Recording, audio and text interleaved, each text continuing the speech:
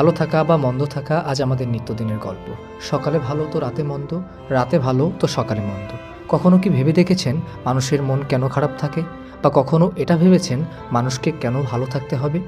চলুন তাহলে জেনে নেওয়া যাক এ দুটির কারণ।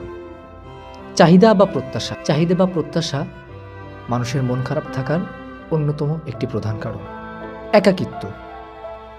দিন যত যাচ্ছে একাকিত্ব যেন বেরিয়ে যাচ্ছে। যেন কেমন নিজের কথাটা চেপে রাখতে চায় বা পছন্দ করে, যা একদমই উচিত নয়। মনে রাখবেন, মানুষ কখনো একা বাঁচতে পারে না। চলুন তাহলে জেনে নেওয়া যাক মানুষকে যে কারণে ভালো থাকতে হবে। মানুষের ভালো থাকাটা কোনো নিয়ম নয়, বরং এটি জীবনের প্রধান একটি অংশ। জীবনের মান, সম্পর্ক ও সুস্বাস্থ্যের জন্য গুরুত্বপূর্ণ। মানসিক স্বাস্থ্যের জন্য মানুষকে ভালো থাকাটা খুবই দরকার। যখন মানুষ ভালো থাকে তখন তার মন শান্ত থাকে, উদ্বেগ কম থাকে এবং স্ট্রেস কম হয়। ভালো থাকা মানে শুধু হাসিমুখী নয়, বরং এটি ভিতরের একটি প্রশান্তি। উদ্দেশ্যপূর্ণ জীবন। একজন ভালো মানুষের উদ্দেশ্যপূর্ণ জীবন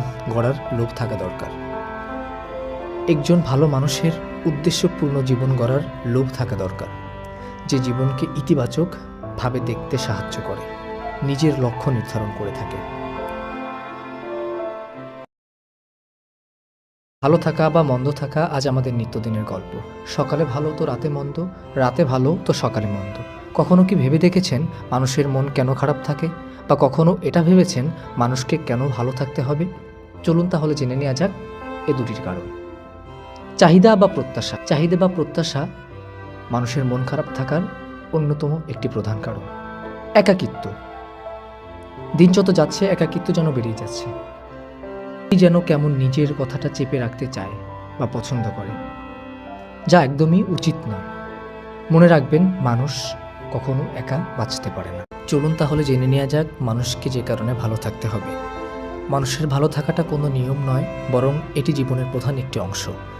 জীবনের মান, সম্পর্ক ও সুস্বাস্থ্যের জন্য গুরুত্বপূর্ণ। মানসিক স্বাস্থ্যের জন্য মানুষকে ভালো থাকাটা খুবই দরকার। যখন মানুষ ভালো থাকে তখন তার মন শান্ত থাকে, উদ্বেগ কম থাকে এবং স্ট্রেস কম হয়। ভালো থাকা মানে শুধু হাসিমুখী নয়, বরং এটি ভিতরের একটি প্রশান্তি। উদ্দেশ্যপূর্ণ জীবন। একজন ভালো